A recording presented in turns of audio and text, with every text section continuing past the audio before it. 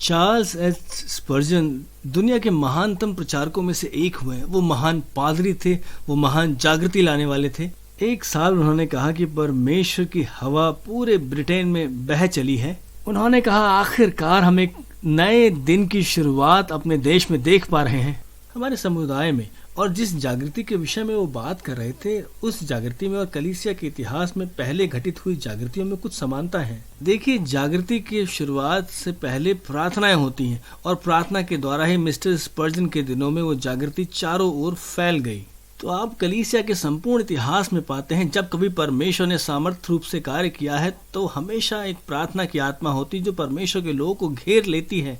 और आप बाइबल में पुराने नियम में भी जा सकते हैं, जहां पर आप देखेंगे नहम्याह के विषय में। जब नहम्याह ने सुना कि यरूशलेम की दीवारें टूटी हुई, उसका दिल टूट गया, वो रोया और उसने परमेश्वर के सामने दुहाई दी और परमेश्वर ने उसको एक दर्शन दिया यरूशलेम की शहरपनाह को बनाने के लिए। और यही जागृति में होता है। जागृति से पहले हमारे हृदय टूट जाते हैं। हम अपने परिवार को देखते हैं, अपने समुदाय को देखते हैं, अपनी कलीसिया को देखते हैं, हम अपने देश को देखते हैं और देखते हैं कि दीवारें ढा दी गई हैं और हमारे दिल टूटते हैं। परमेश्वर से प्रार्थना करते हैं और जब हम परमेश्वर की दुहाई देते हैं तो वो कार्य करना प्रारंभ कर देते हैं और परमेश्वर कार्य करना प्रारंभ कर देते हैं और एक जागृति आने लग जाती है। पर ये हमेशा ही जन्म लेती है एक प्रार्थना की आत्मा के द्वारा।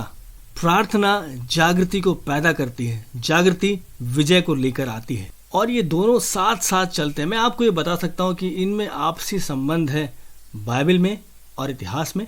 मैं आपको अपने जीवन के बारे में बता सकता हूँ। मेरा जीवन, मेरी सेवकाई, उसकी शुरुआत जागृति में हुई। एक इंसान, एक पादरी प्रार्थना करना प्रारंभ करता है क्योंकि उन्होंने देखा कि जवानों ने कलीसिया आना बंद कर दिया है। उन्होंने परमेश्वर से दुहाई दी और परमेश्वर ने एक सामर्थ्य जागृति को भेज दिया। न केवल एक कलीसिया परिवर्तित हो गई बल्कि एक पूरा समुदाय बदल गया। मैंने रोमेनिया जैसे स्थानों में जागृति को देखा जहां पर एक पूरी की पूरी कलीसिया प्रार्थना के बोझ से भर गई। जब उन्होंने प्रार्थना करी तो परमेश्वर ने जागृति को भेज दिया, न केवल उस कलीसिया में बल्कि पूरे देश में। और इसी क्षण, इसी पीढ़ी के दौरान हम देख रहे हैं कि परमेश्वर ईरान देश में सामर्थ्य रूप से कार्य कर रहे हैं। परमेश्वर अपने लोगों के बीच में जागृति भेज रहे हैं। लोग प्रभु यीशु मसीह में आ रहे हैं और ये तब शुरू होता है जब लोग परमेश्वर की दुहाई देने लग जाते हैं, उसे खोजने लग जाते हैं। जागृति हमेशा प्रार्थना से जुड़ी हुई है।